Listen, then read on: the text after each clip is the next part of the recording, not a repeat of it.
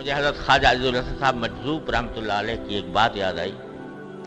ایک مرتبہ حضرت حکیم الامت مولانا تھانوی قدس اللہ تعالیٰ سرہ مجلس میں تشریف فرما تھے اور اللہ تعالیٰ کی محبت، اللہ تعالیٰ کی عظمت دل میں پیدا کرنے کی ضرورت پر کا بیان ہو رہا تھا.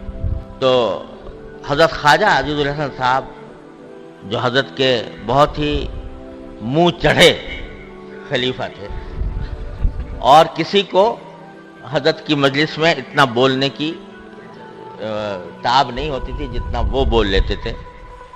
تو انہوں نے حضرت سے عرض کیا کہ حضرت یہ اللہ تعالیٰ کی محبت حاصل کیسے حاصل ہو؟ تو فرمایا کہ محبت جن کو اللہ تعالیٰ کی محبت حاصل ہے ان کی جوتیوں میں جا پڑو، ان کی جوتیوں میں جا پڑو، اس سے تمہیں اللہ تعالیٰ کی محبت حاصل ہو. تو تقویٰ کا حاصل بھی کیا نکلا کہ تقویٰ حاصل کرنے کا طریقہ اللہ تبارک و تعالیٰ نے یہ بتایا کہ کونوا مع الصادقین، صادقین کی صحبت اختیار کر لو، اس کے نتیجے میں تمہیں تقویٰ حاصل ہوگا. یہ وہ نسخہ ہے جو ہم سب کے لیے ہے، عالم ہو، جاہل ہو، ان پڑھ ہو، تعلیم یافتہ ہو، کوئی آدمی ہو، اس کو دین کی طرف، دین کے اوپر لانے کا اور تقویٰ اس کے میں پیدا کرنے کا واحد طریقہ یہ ہے کہ متقی لوگوں کی صحبت اختیار کریں. دیکھیے اللہ تبارک و تعالیٰ نے انسانوں کی ہدایت کے لیے 2 سلسلے جاری فرمائے ہیں ابتدائے آفرینی سے، ایک کتاب اللہ اور ایک رجال اللہ. یعنی ایک طرف کتابیں نازل فرمائی، آسمانی کتابیں، تورات، زبور، انجیل اور خاتمۃ الکتب قرآن کریم، اور دوسری طرف رجال اللہ یعنی اللہ کے وہ بندے جو اس کتاب پر عمل پیرا ہیں، ان کا ایک سلسلہ جاری فرمایا. انبیاء کرام علیہم السلام، اس کے بعد صحابہ کرام، اس کے بعد تابعین، اس کے بعد تبع تابعین، بزرگان دین، اولیاء کرام، یہ سارا کا سارا سلسلہ ہے رجال اللہ کا. اور آپ نے دیکھا ہوگا، کہا جاتا ہے اور درست کہا جاتا ہے کہ سارے قرآن کریم کا خلاصہ سورہ فاتحہ میں ہے. سورہ فاتحہ پورے قرآن کریم کا لب لباب ہے. کیوں ہے؟ اس کی وجہ عام طور سے یہ بیان کی جاتی ہے کہ اس میں دعا ہے اہدنا الصراط المستقیم، یا اللہ ہمیں صراط مستقیم کی ہدایت عطا فرما. اور صراط مستقیم سارے قرآن کا خلاصہ ہے، کیونکہ قرآن کا جو بھی حکم ہے وہ صراط مستقیم پر لانے کے لیے. تو اللہ تعالیٰ نے یہ دعا سکھائی ہمیں اور آپ کو کہ اہدنا الصراط المستقیم، اے اللہ ہمیں صراط مستقیم کی ہدایت عطا فرما.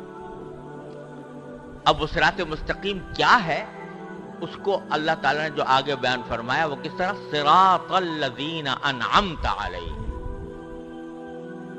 یعنی راستہ ان لوگوں کا جن پر اے اللہ آپ نے انعام فرمایا، جس کی تفصیل دوسری جگہ فرمائی اولئک الذین انعم اللہ علیہم من النبیین والصدیقین والشہداء والصالحین.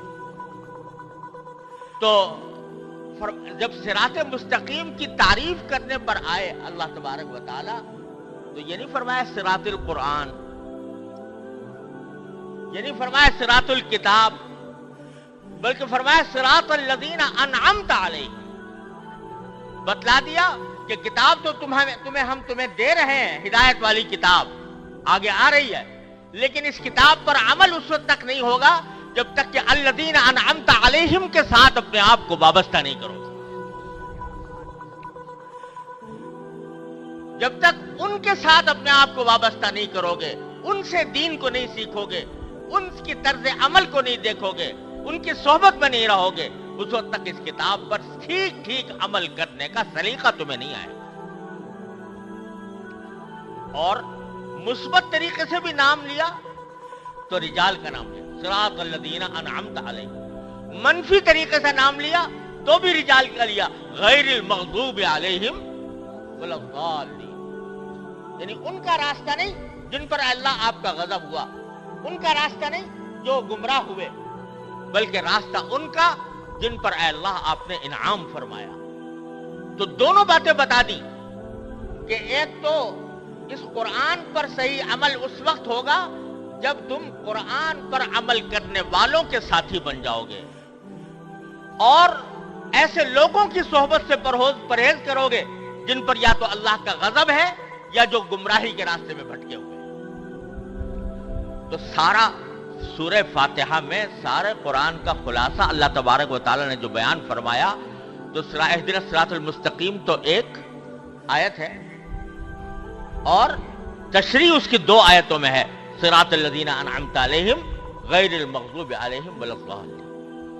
اس سے ہمیں اللہ تبارک و تعالی نے یہ سبق عطا فرمایا کہ دین کو اگر سمجھنا ہے تو اور دین پر عمل کرنا ہے تو اس کے لیے ہم نے تمہارے واسطے رجال اللہ کا سلسلہ جاری کیا ہے.